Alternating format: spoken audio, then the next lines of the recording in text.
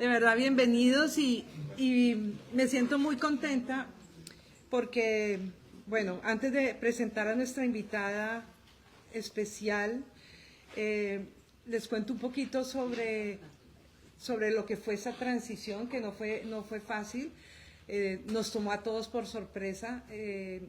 Creo que la fecha fue, ¿tú te acuerdas, Linis? Hace 2 semanas, el lunes de hace 2 semanas, recibo un mensaje de Denise que me decía que por favor me comunicara con ella.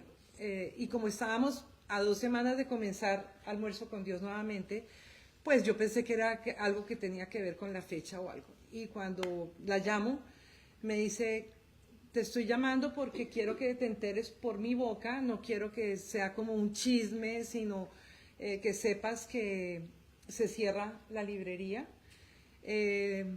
Traté de sostener lo más que pude, pero definitivamente ha sido muy difícil y pues se va a cerrar y necesito que vengas a recoger todas las cajas. Nosotros tenemos, no se ve, pero tenemos muchas.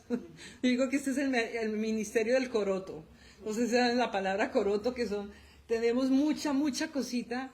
Y fuimos con Lina, que me acompañó a hablar con Denise, a orar por ella, porque pues obviamente uno dice es el ministerio, pero ella es su negocio, es donde ella había depositado toda su entrega, su fuerza, todo lo que había hecho. Entonces fue bastante triste e impactante porque llegamos y ya estaba todo desmontado, ya solamente estaban las estanterías desocupadas.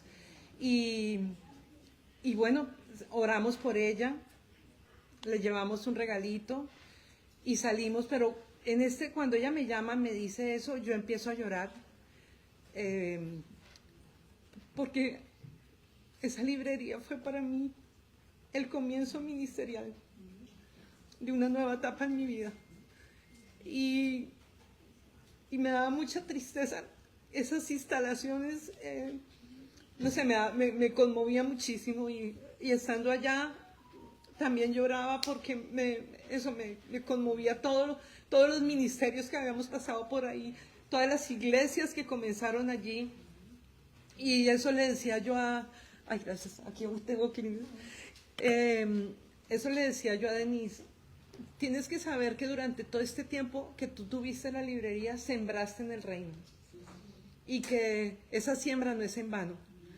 Y que yo sé que Dios tiene cosas hermosas para ella y va a abrir puertas hermosas para ella. Y les pido de verdad que nos vayamos todos con el compromiso de estar orando por Denise. Amén. Bueno, para que nos gocemos con ella también cuando la veamos nuevamente florecer. Amén.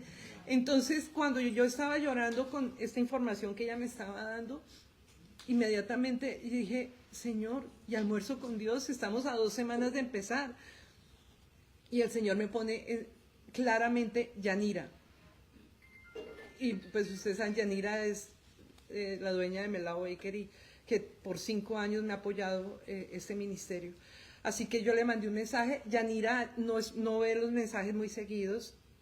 Y ese día yo mandé el mensaje y creo que estaba conectada porque yo le dije, ¿tú vas al restaurante hoy? Y me dijo, sí, voy a ir a la 1. Le dije, ¿tú me puedes recibir? Necesito hablar contigo urgentemente. Entonces me dijo, voy a estar a la 1, pero si necesitas hablar conmigo, trata de venir antes. Así que con Lina nos fuimos, hablamos con Denise, sacamos nuestras cajas y nos vinimos a hablar con Yanira. Le conté la situación, ella pues obviamente como empresaria se entristeció mucho por Denise. Entonces yo le dije, mira, no tengo dónde reunirme con el ministerio, sé que ustedes tienen un salón, yo nunca había estado en ese salón, porque las ruedas de prensa y cosas que ellos han hecho, generalmente las hacen en las instalaciones de Melao Bakery. Ella me dijo, ven te lo muestro. Vinimos, nos mostró el salón, me pareció espectacular, las sillas, ellos todo lo montan tan bonito, y me dijo, sí, dame las fechas y pueden empezar Almuerzo con Dios aquí.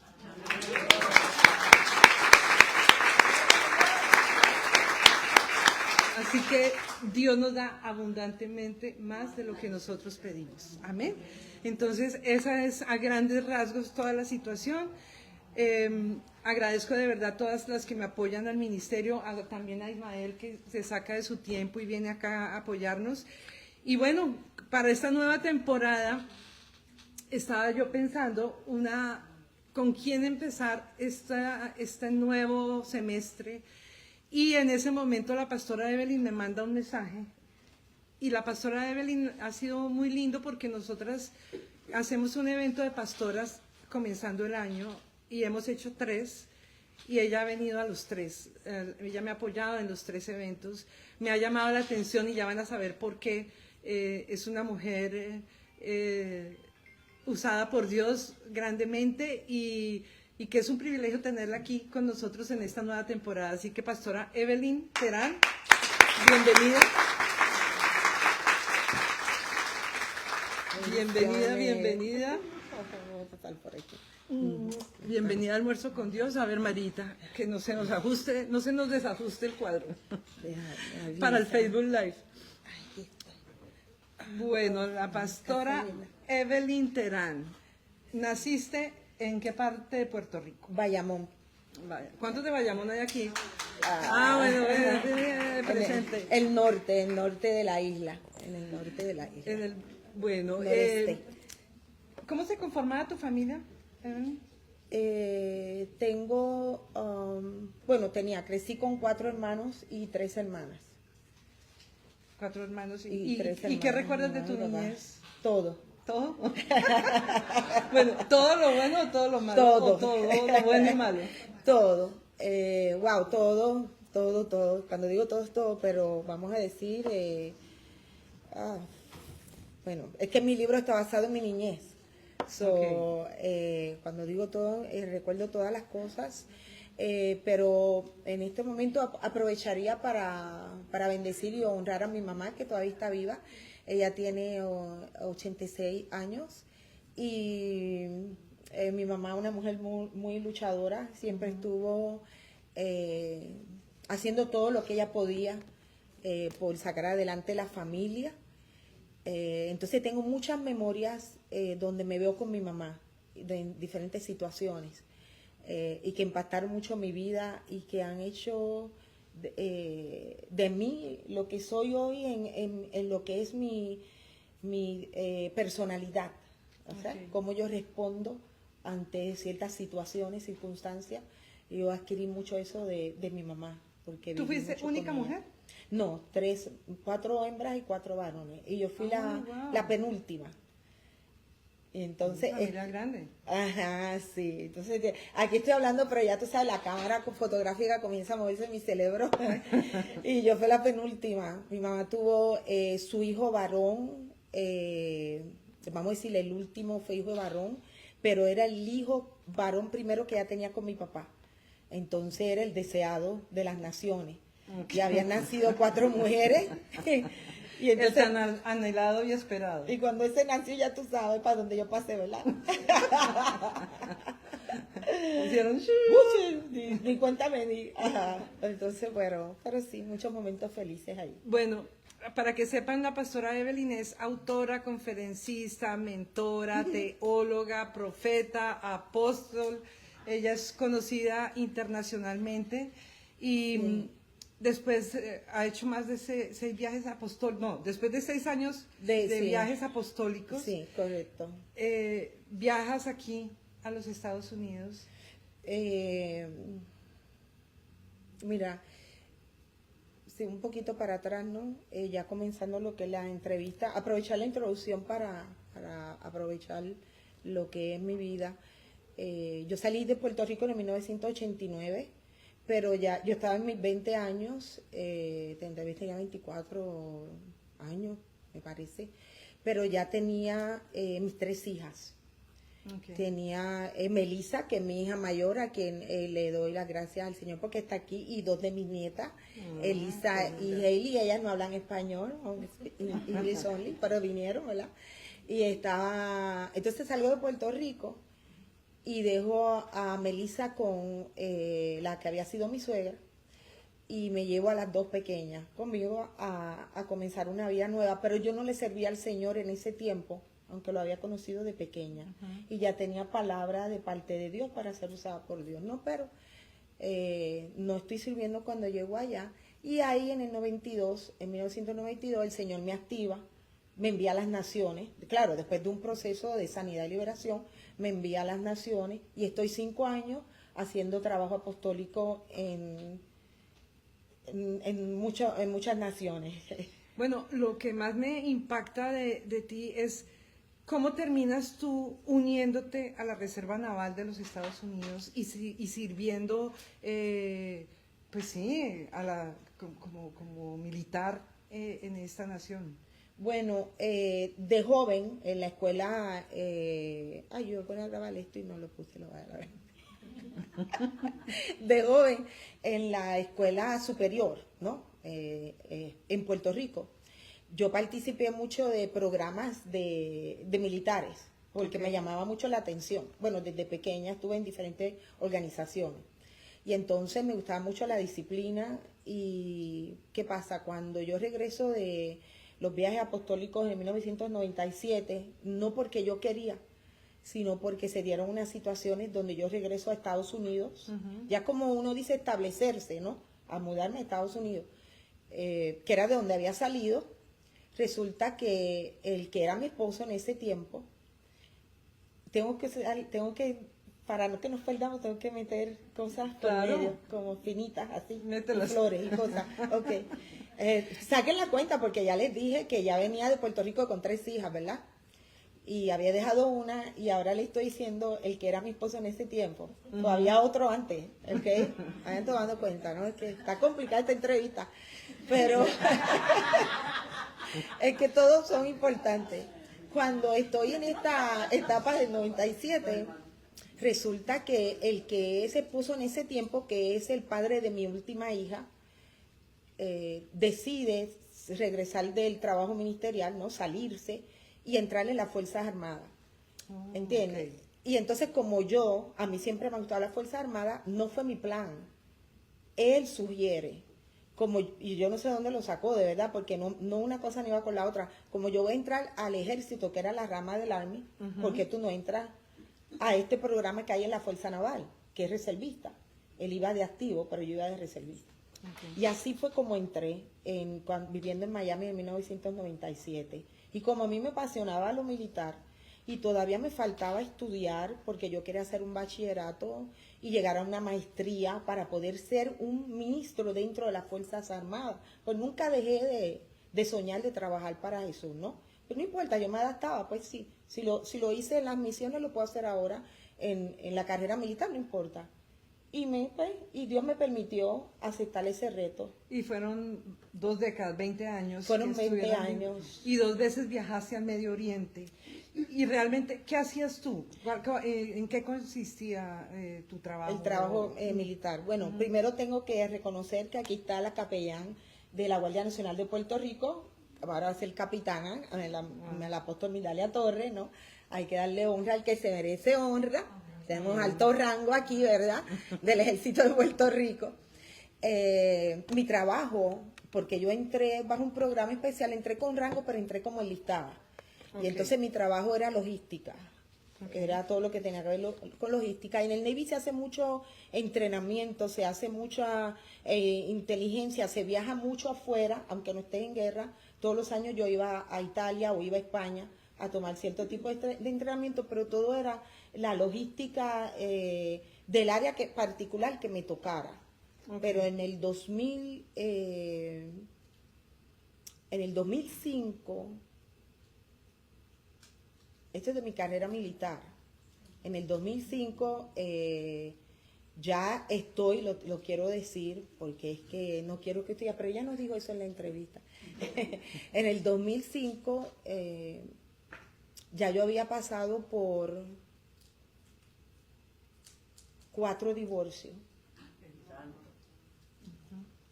Y reflexionando ayer en lo que es la carrera militar, porque no soy una persona así de pensar y pensar algo mucho. Me di cuenta que mi carrera militar afectó mis relaciones, ¿me entiendes? Porque yo salía mucho, claro, viajaba, y en esos viajes pasan muchas cosas. Cuando tú regresas las cosas ya no son lo que tú esperas, ni el trabajo tampoco. Y entonces... ¿Y cuando viajabas, era, por ejemplo, cuánto tiempo estabas 2 fuera de casa? semanas, a veces 29 días. Pero en el 2005, mira, yo viví aquí, ese Grande Cor. Yo viví 12 años ahí. Mi vida fue torturada, cambiada y transformada ahí. Esta plaza es mi plaza. Yo corría por estas calles, yo gobierno aquí. Si le digo la verdad, yo gobierno todo esto. ¿Será Todo por eso que el hicimos. Señor planificó que tú comenzaras Aquí, esta segunda, sí, nueva temporada? Es que no es contigo acá? casualidad. Por eso el tiempo de Dios es perfecto. Ni estar en esta propiedad es casualidad. Exacto. Muchas veces me paré ahí a mirar para aquí adentro de este salón, diciendo, ahí yo puedo dar una reunión. Bueno, y aquí estás. Y la pastora Norma, yo recuerdo que en estos 3 años, que si íbamos a tomar un café, que si esto, pero nunca hacíamos nada, ni ella ni yo. Y Sí. yo ahí con un temor, porque ellos, bueno, eso es otro testimonio, pero me tocaba acá, no me tocaba allá en la Michigan, me tocaba acá. En tu patio. Por muchas razones muy, muy fuertes. Y en el 2005 salí para Kuwait, dentro de esas crisis que yo tenía, me dieron órdenes presidenciales para ir a una campaña ya, de estas tantas campañas de guerra, y no estaba al frente, yo no estaba en Irak, yo estaba en Kuwait, y estaba recibiendo a los soldados que venían de Afganistán y de Kuwait, y ahí estuve trabajando como agente de aduana militar, de agente de aduana y de agricultura. Así que tenga cuidado, que yo sé lo que usted trajo que no debe tener. Ajá, y entonces ahí la experiencia fue espectacular. Cuando voy la primera vez, lo que es la ceguera espiritual, hermano, porque a pesar de ser ministro de tanta palabra y de tanta educación y de tantas cosas, estaba perdida, estaba ciega y sorda. Pensaba que veía y no veía, y pensaba que escuchaba y no escuchaba nada. Y en medio de todo ese desierto, fíjate, y a pesar de que mis 3 hijas estaban teniendo hijos uno detrás del otro, tengo 11 nietos. ¡Wow!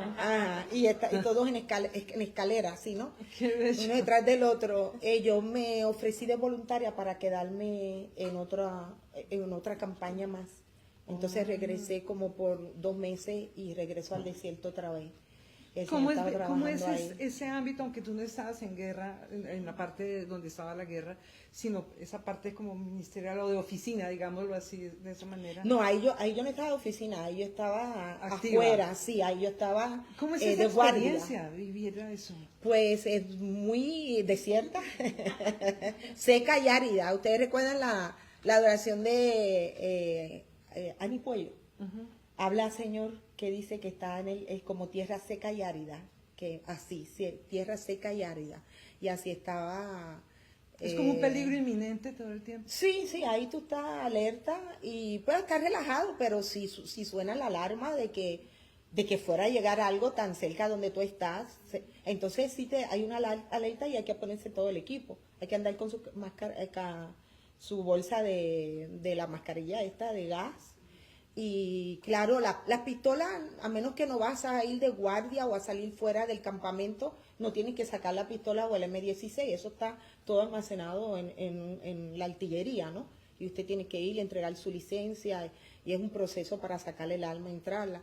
Pero el ambiente en general es tóxico. Si usted tiene familias en la carrera militar, especialmente si están en algún deployment, el ambiente es tóxico, es de guerra, es de traición, es de envidia, es de celo, es de maldad. A mí me hicieron muchas cosas para sacarme. ¿Pero mujeres o hombres? Hombres también? y mujeres, sí, hombres y mujeres. Hay mucha lujuria, lascivia, pornografía. Puede haber un capellano o 2, pero la mayoría también están medio dormidos, la mayoría de ellos. Y la gente se aísla y se encierra o forman grupos. Uh-huh. Y entonces tienes que tener cuidado porque si no eres parte de ese grupo o no estás con otra persona, se forman parejas. hay mucho adulterio, mucha fornicación, mucho divorcio, hay mucha crisis. Claro que se presta en este aislamiento por tanto tiempo.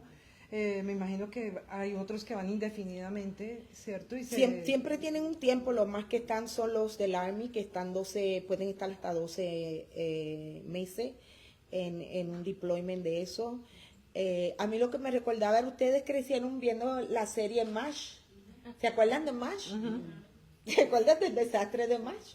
Bueno, que no lo oiga el Departamento de Defensa, pero así más o menos como quien dice, pero la gente mira para abajo, ¿me entiendes? Nadie, ¿sabe? Hay un orden y todo, pero no te creas, no es fácil. No, por eso la gente cuando viene de allá vienen marcados, y si ya se fueron dañados, marcados con sus crisis, sus problemas, y allá eso se aumenta, magnifica tu situación. Y entonces pues hay mucho suicidio, hay mucha crisis, hay mucha crisis. Tiene que ser, porque es una guerra. Claro, y emocionalmente pues todos sabemos cuando llegan de guerra, todo el trauma posguerra que queda, ¿no?, en la mente. Y la familia también se aleja del soldado. Y no está, y claro, ¿quién los culpa? Porque estás acá, en este otro lado de la cerca, y cómo puedes tú vivir una vida día a día sabiendo que tienes un familiar que está en un sitio, en un campo de batalla, aunque te llame todos los días, aunque se comunique, pero está viviendo otra vida. Y hay gente acá que también comienza a vivir otra vida. Y después es una crisis ajustar la familia otra vez y que se estabilice el hogar, las relaciones con los padres, con los hijos. Es algo que no tiene fin. Lo que sucede allá y lo que sucede acá también. Pero también eso hace que uno valore también a todos ustedes, todos que son veteranos de guerra, que han estado de una u otra manera, y que sea el momento de darle un aplauso a todos ustedes. Amén, por exponer su vida y entregarla de esa manera, renunciando a su propia vida, a su propia felicidad, a su propia estabilidad. Entonces, de verdad que son dignos de admirar, y uno sabe que mucha gente queda mal emocionalmente y llega mal de muchas maneras. Y entonces, de verdad que tenemos que honrarlos y siempre tenerlos presentes también en nuestras oraciones, porque ustedes son los que ponen el pecho. Yo te agradezco esas palabras, y cuando eres un soldado, y eso lo puedes aplicar en el ámbito espiritual, cuando tú estás entrenado para cumplir con tus deberes, porque nadie te fue a buscar a tu casa, tú te ofreciste de voluntario, y cuando tú estás obligado a cumplir con esos compromisos, con esos deberes, debe de haber honra en ti, ¿verdad? Honor en todo militar, y ese honor te hace permanecer en tu lugar, velando tu puesto hasta que tú seas relevado por otro soldado. Y dentro de estos 20 años fue así. Yo acepté un compromiso donde yo me pude retirar, donde yo lo renové, un contrato nuevo en 3 ocasiones, y yo me comprometí a eso, y por tanto yo tenía el deber de estar físicamente preparada para salir y para mantenerme en mi posición cuando fuera necesario. Y esa actitud está en todo buen soldado, dentro de la iglesia y fuera de la iglesia también. Claro, porque ustedes entregan su vida por la tu nación. Compromiso, sí, la gente depende de ti, por eso el refrán de mientras tú dormías, ¿me entiendes? Y los soldados a veces se irritan, los veteranos, cuando ven que las personas no están conscientes de lo que está aconteciendo y el sacrificio que se hace para mantener una nación libre. Y uno le dice, mientras tú estás durmiendo, mientras tú estás en el juego con tu hijo, con tu hija, mientras te vas de vacaciones en el crucero, entonces tienes un Navy que vela las aguas internacionales, tienes un ejército aéreo que vela el aire, ¿sabes? Para que el avión vaya y salga. Y es serio, es muy serio, no se le da el valor que por eso debería. Me causa tanta admiración que una mujer como tú haya entregado 20 años de su vida a este servicio. Y quería dar más, pero no me dejaron. No, porque el Señor tenía otra asignación para ti ahora en el ejército divino. Ganando almas para Cristo, no cuerpos muriendo, sino almas para Cristo. Me gustaba el M16 para sacarlo, mentira. Bueno, eso que es una parte positiva de ese lugar. Bueno, tuve la oportunidad de ofrecer mi tiempo de voluntaria con el capellán, que era de la Fuerza Aérea. Estuve en el segundo deployment. Comencé a hacer mi maestría porque ya me pagaban los estudios, o me aproveché y me matriculé en el seminario. De hecho, lo hice todo desde Kuwait. ¿Y qué crees que cuando digo, Yari, ¿dónde queda esta escuela? Porque ya yo regresaba. Era de aquí de Orlando, Asbury Theological Seminary. Manejé allá y casi beso el piso, no hice que estaba sucio, pero me arrodillé así delante, gloria a Dios, mira dónde estoy. Y entonces pude terminar una maestría, pude pagar cuentas porque cobraba muy bien. Le dije que iba a decirle esto.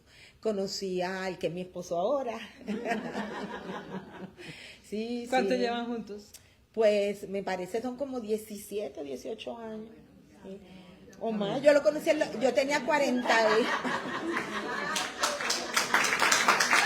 Pase.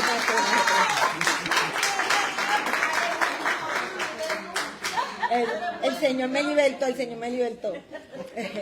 Lo que pasa es que algo importante en mi trayectoria es que cuando mi papá y mi mamá se conocen, ahora entrando en el aspecto espiritual, ellos eran divorciados los dos. Y por hecho, este libro es difícil si de verdad se estudia y se le da, ¿verdad?, el valor, especialmente para mi familia cuando yo lo saqué, porque es mi vida y la vida de ellos está aquí también. Así poquitito, no puse mucho. Pero mis papás eran divorciados y ellos traen esta mentalidad de que el divorcio es una opción. Es una opción. Que si no funciona, ya. Sí, yo crecí así. Ellos son divorciados, ¿no? Ellos dos son medio hermanos, aquel es medio hermano. Y nosotros éramos ya una familia, ¿verdad?, bien complicada. Y cuando yo empecé a tener situaciones difíciles en mi matrimonio, pues me regresaba a casa de mi papá y mi mamá porque ellos abrían la puerta, porque en ese tiempo eso hacían. Tú le abrías la puerta para que tu hijo y tu hija regresaran, pues tenían problemas con el marido. Y no le decíamos, mútate de carro y vete para allá. No, eso no se ve en Puerto Rico, ¿no? Y entonces, y el divorcio es una trampa, el divorcio, aunque no lo pensaba, o sea, aunque después te cortara la vena, tú no pensabas, tú el orgullo, yo voy a divorciar. Y eso aquí no se va a dar. Allá abajo vive más gente. Y así fue. Había más gente, definitivamente. ¿Qué significa todo esto que tienes aquí? Bueno, estos son condecoraciones, algunos son, estas que yo tengo todas son medallas. Están puestas en esto que se llaman como, no sé el nombre en español, pero son ribbons, pero son condecoraciones. Y entonces cada una tiene... ¿Cuáles son las más relevantes ahí? Las de arriba. Esta no la recibe todo el mundo porque estando en la Fuerza Naval, porque esta es la medalla de mérito del ejército americano, es decir, del Army, del US Army. Y esta no se la dan a todo el mundo, especialmente si tú no perteneces al Army. Y como el Navy, pues me entregaron esta en el primer viaje, cuando fui a Kuwait. Y este es el de servicio a las Fuerzas Armadas. Entonces, estos son los dos más importantes. Y después sigue bajando la buena conducta, y cada estrella significa cada cierta cantidad de años, y por ahí sigue, y las campañas que trabajé. Y luego, acá, esta es la del M16. No, perdón.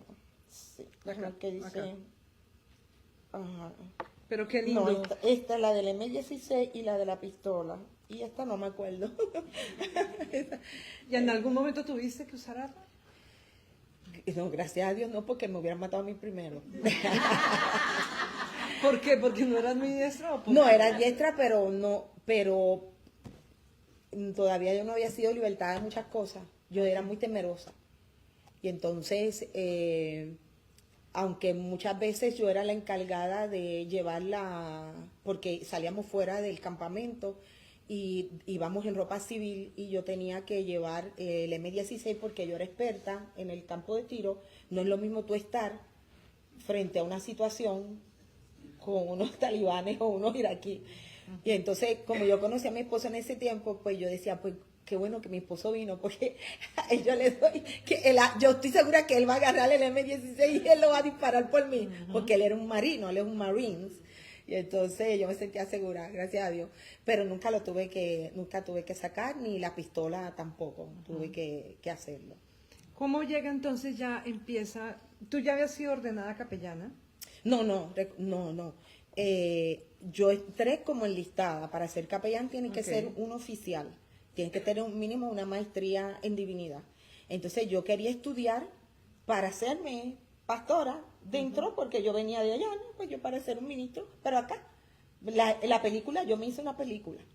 De yo vengo aquí, pero no, esto Dios quiere, esta voluntad de Dios, yo voy a estudiar y yo voy a llegar ahí. Nunca llegué. Y entonces yo regreso en el 2008 y ahí fue cuando me mudo aquí, que no era la primera vez que yo vivía ahí, porque entre uno de los divorcios yo llegué a vivir ahí, fui de las primeras que se mudó cuando hicieron Grand Decor. Y yo sigo en la maestría, me gradúo, pero mientras estoy estudiando la maestría, como yo quería ser capellán en el ejército, yo no quería hablar de eso, pero yo entro a las clínicas de cuidado pastoral de las escuelas adventistas, que antes eran los Florida Hospital, hospitales de Florida, ¿no? Ahora ellos siempre han sido adventistas, pero ahora le pusieron Advent Health. Y entonces yo entro a estudiar esa ciencia de lo que es cuidado pastoral, que es lo que se les requiere a los capellanes en Estados Unidos para ser profesionales, para poder ejercer el ser capellán, aparte de lo académico. Y ahí yo me convierto en capellán de hospitales. Ahí yo paso a ser, porque yo traté 3 veces de ser capellán dentro del ejército y no me dieron la plaza. La plaza me la negaron 3 veces. Wow. Y ahí yo entendí que, no entendí, tuve que soltar la ambición. Y el Señor sí me habló, dijo, eso no es para ti. Pero yo no quería escuchar. ¿No? Todavía hoy sí aparece el reclutador y me dice, mira, te metió, vámonos. Olvídate, dile a mi esposo que lo llamo de Kuwait. Tenía esa pasión, esa ambición, era como una ambición. Y el Señor cerró esa puerta definitivamente.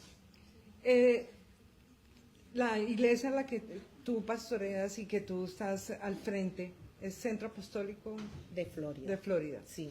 Y ese cuidado pastoral al que tú, pues, ¿de qué se trata ese cuidado pastoral que haces nacional e internacional? Ok.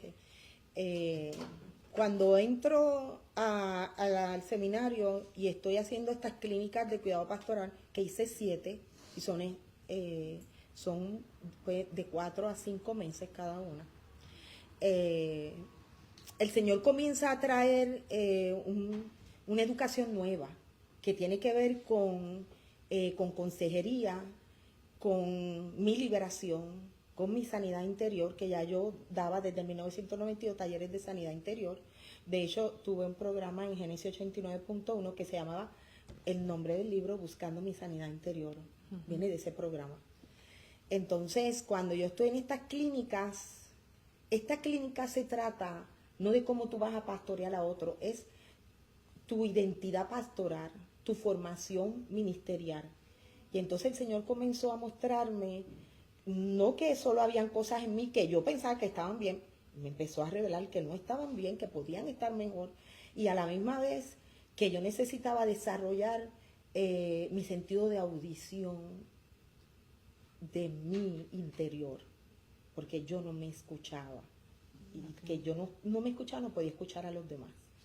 Y de ahí yo empiezo, todavía yo estoy en la iglesia metodista, yo fui pastora con la iglesia metodista, yo fui pastora con la iglesia Mission Board en Alemania, porque yo viví en Alemania 2 años, pero fui capellán de Vitas, yo no sé si usted tiene algún familiar en auspicio en la casa, fui capellán de Kendrick también, que es otra organización que está aquí en Florida, que es de capellanes.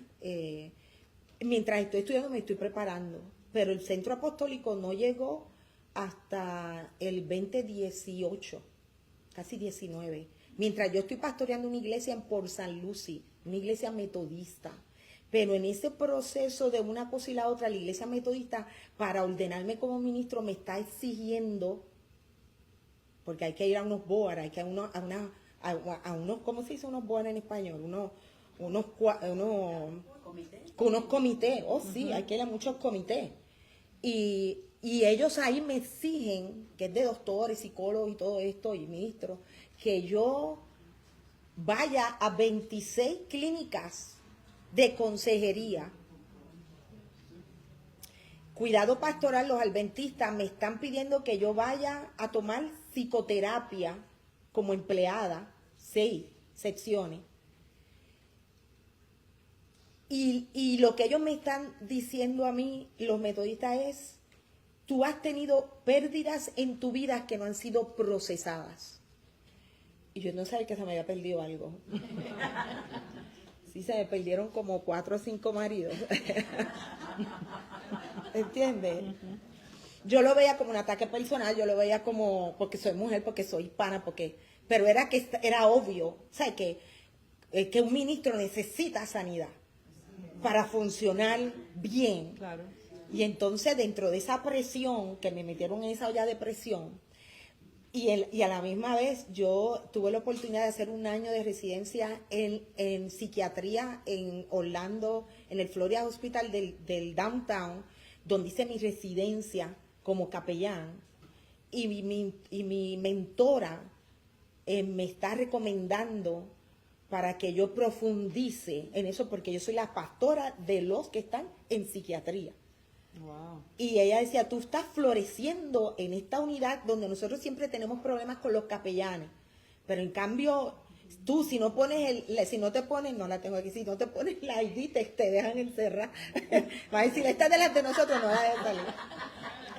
Y de todo eso, el Señor estando todavía en la iglesia metodista, yo comencé a pastorear y comencé a tener mucha oposición espiritual. Es decir, los hermanos de una iglesia te pueden sacar. Cuando eres un ministro que eres nombrado por la congregación. Ellos te ponen y ellos te quitan. Es más, hasta el independiente, pasa que ellos no lo saben. Y entonces yo tenía mucha oposición espiritual. Y yo escucho, porque yo daba muchos talleres de liderato, han sido diferentes cosas para ayudar a la iglesia local. Pero en este tiempo yo escucho la voz de Dios, porque yo oigo la voz de Dios. Si tú no la oyes, tú necesitas ser libertado para que puedas escuchar a Dios, porque Dios habla hoy. Y él me dijo: abre la organización que tú cerraste, pero ponle el nombre Centro Apostólico de Florida. Y cuando que la fui a establecer, yo estoy pastoreando en otro sitio. Yo no le quería poner apostólico. Y el Señor dijo: no, tiene que ponerle apostólico y de Florida. Y yo obedecí y así lo hice y la dejé inscrita, guardada. Porque ya el Señor sabía que en menos de un año yo salía de la iglesia metodista. Y que eso era lo que yo iba a hacer, porque era mi llamado desde niña, el salir a las naciones, el hacer a otros pastores, evangelistas, maestros, apóstoles. Ahora mismo Dios me los trae. Otros, cuando yo llego, ahí están, un poquito hasta más de lo que yo hubiera pensado, porque vienen personas que son personas preparadas, capacitadas en el ministerio, pero no tienen el respaldo que necesitan tener de la iglesia local, porque la iglesia local es la que envía, no el pastor, la iglesia, porque los 5 ministerios están en el mismo nivel, todos son iguales. Por ejemplo, un apóstol no puede estar bajo la autoridad de un pastor, porque el pastor no va a estar debajo del apóstol tampoco. Es lo mismo, somos 5 ministerios para la edificación del cuerpo de Cristo. O sea, eso está un poquito ahí que hay que trabajarlo en la iglesia. Y entonces el Señor me ha enviado a abrir los ojos y los oídos de la gente, de sus líderes, sus ministros, y decirle: tú eres llamado por Dios para ejercer el ministerio, y tú tienes que escuchar a Dios. Suena bonito, pero yo siempre trabajé bajo autoridad. Como militar yo sé lo que es estar bajo autoridad. Pero el que es ministro, el que es ordenado, está bajo la autoridad del que está allá arriba. Él es el que gobierna. Claro. Él es el que te va a decir. Amén. Hablemos ya en la recta final sobre buscando mi sanidad interior, porque me parece que es algo tan importante sobre la la sanidad interior de todos nosotros, como hemos estado hablando. Hay cosas que se quedan sin resolver y después pues pasan la factura porque están, ¿verdad?, en el momento. Si uno es ministro, pues tiene que estar sano, como bien lo estabas diciendo, pero en todas las áreas. Cuéntanos sobre este libro, cómo empiezas a escribirlo y qué es lo que la gente va a poder encontrar en él. Bueno, entre la presión de... Hice la psicoterapia, por si usted piensa, hice las 26 secciones de consejería y siempre tenía un feedback para atrás positivo, ¿no?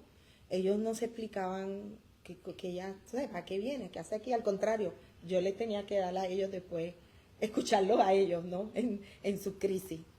Y entonces, dentro de ese tiempo, ese año en psiquiatría, mi mentora me ofrece que vaya a tomar un curso que hay, que usted lo puede hacer, que yo lo tomé con la Cruz Verde, ahora hay otras personas que lo hacen más, que es de primeros auxilios para salud mental. Cómo reconocer personas que están comenzando a tener situaciones con problemas de salud mental. Y entonces es una semana y yo voy, ellos lo pagan y yo voy y lo hago. Y entonces durante ese salón de clase, y yo estoy recibiendo toda esta información como si fuera el CPR del corazón, ¿no? Pero este es para la salud mental. Y yo estoy recibiendo todos estos puntos clínicos, ¿ya? Normal, y tomando notas, yo soy muy buen estudiante. Pero el último día, la profesora nos da una hoja suelta en blanco y dice, después que ella termina un escenario, todo está planificado, créelo. Ella no estaba haciendo nada así de casualidad. Ahora yo me doy cuenta. Y ella dice, ahora quiero que pongan, que dibujen, te da un bolígrafo, dibujan ese papel como tú te ves. Y yo hice así una caja y adentro puse una muñeca. Y cuando hice la muñeca, que miré, dije, esa soy yo. No sabía. Y me fui con ese papel para mi casa, porque ella ahí no te dio ni oración ni nada, ¿no? Ahí yo guardé mi hoja y me fui para mi casa.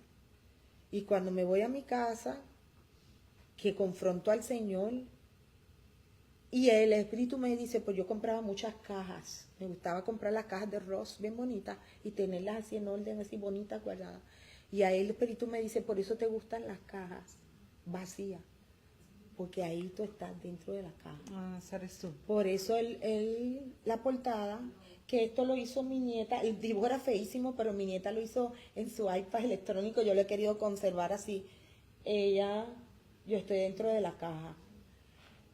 ¿Y qué significa la caja?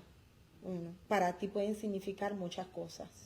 Como mencioné antes, desde el 1992, el Señor me inició en España a dar sanidad interior. Y viajé el mundo y aquí localmente muchas actividades que tienen que ver todas con lo que es sanidad interior.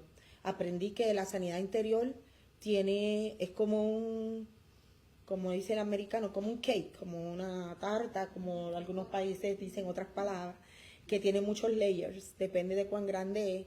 Y el Señor a veces corta un pedazo y ahí se acabó el party, ¿no? La fiesta, pero pasa tiempo y después vuelve y te da la oportunidad hasta que Él baja hasta lo más profundo del corazón. Y entonces el Señor me mostró, no la enfermedad, de dónde venía la enfermedad. Porque muchos de nosotros sabemos que estamos enfermos por los síntomas, ¿verdad? Y estoy hablando espirituales. Pero cuando el Señor te muestra por qué viene el síntoma, de dónde viene la enfermedad, para que tú la puedas atacar y la puedas sanar, ¿no? Y de niña, que es lo que viene en este libro, es mi casa, es mi papá, mi mamá, el impacto que ellos tuvieron en mi vida cuando yo estaba pequeña, no ahora, cuando yo estaba pequeña, mis hermanos, y en la calle donde yo me crié vivía una tía que tenía un hijo y una hija. Y mi primo, en este caso le digo el primo, él me llevaría como unos 10 años tal vez.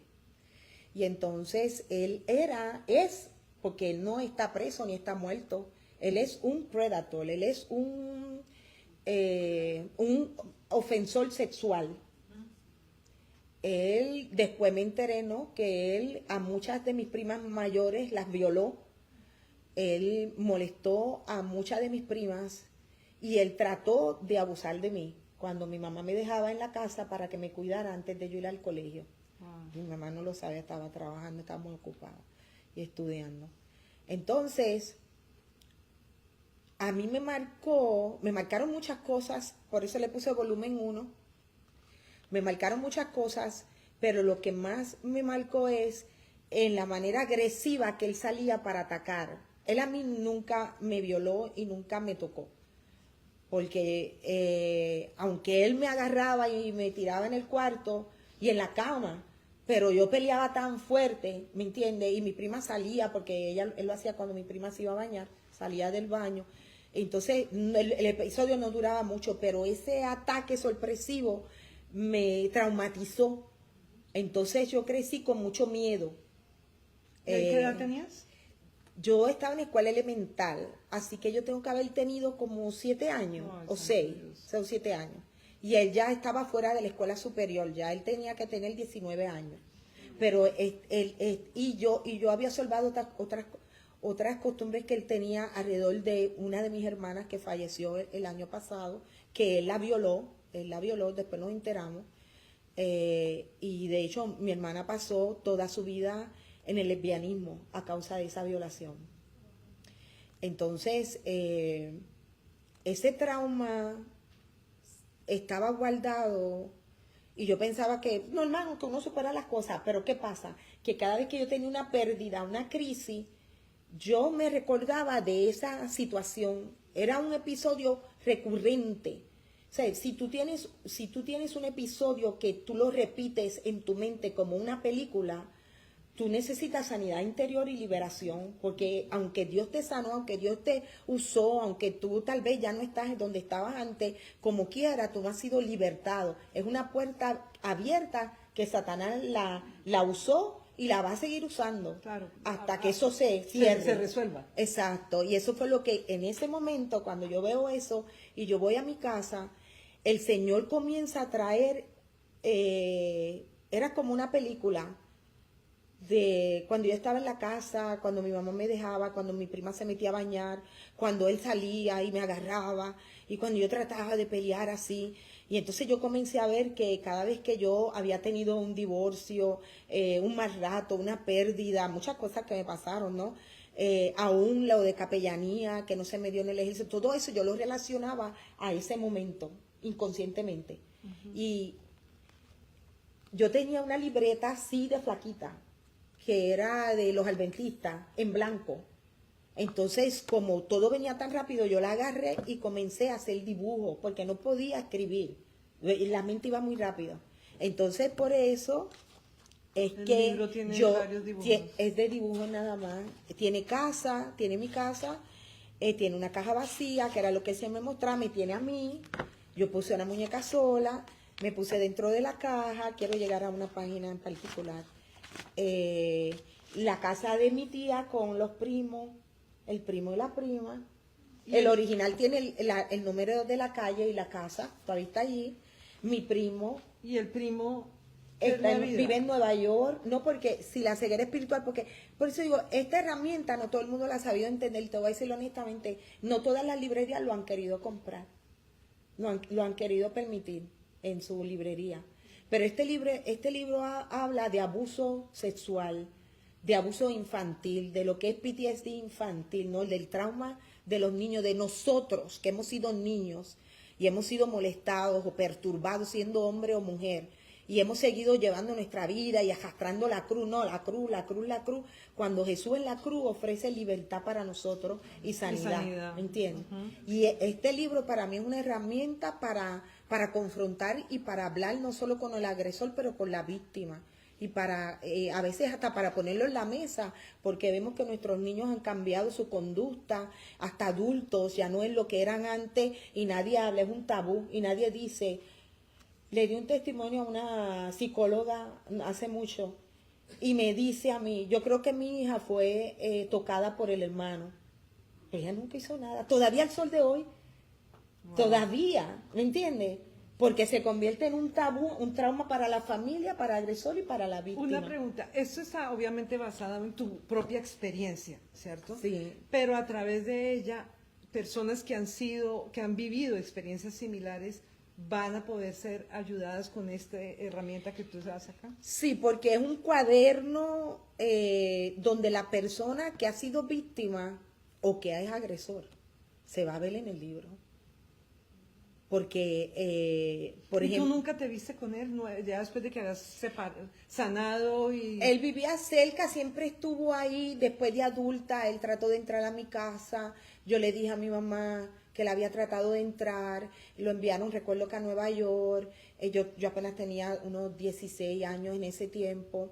Pero nunca lo trataron a él como una enfermedad, como un cáncer, como algo que había que ser señalado, como está pasando hoy en día en la iglesia y en la familia, que tú sabes que hay un ofensor, sí, que hizo una ofensa o que la está haciendo y nadie dice nada. Todo el mundo se queda callado. Y el que paga es la víctima. A la víctima se victimiza más. Pero nadie dice, es que yo te tengo que sacar de aquí. Es que tú necesitas ir a la cárcel. O es que tú necesitas estar en psiquiatría. No, y como que lo arropan, ¿no? Lo adornan todo. Eso pasa hoy. Sí. En las iglesias está pasando. El abuso sexual, el molestar a un menor o hasta a un adulto. ¿Me entiendes? No, y lo escuchamos diariamente Todo de tiempo. profesores, de entrenadores, Exacto. de hasta, ¿cómo se llamaban los Boy Scout? Que por tanto tiempo se llevaba a los niños para que fueran Boy Scout y resulta que allí pues se los estaban entregando a personas que los abusaban también. Exacto. Y ahí pasa en la iglesia también con los pastores Con de los jóvenes pastores. y todo eso. Pero a veces yo no puedo controlar lo que tú permites en tu vida. Pero, ¿y mi vida?